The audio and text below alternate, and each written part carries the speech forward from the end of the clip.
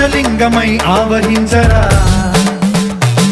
ఢమఢమఢమని డమరుక ధ్వని సలిపి జడదని వదిలించరా శ్రీవాయులింగమై సంచరించరా అడువడువడువున తన తనువున నిలిచి చలనమే కలిగించరా భస్మం చేసి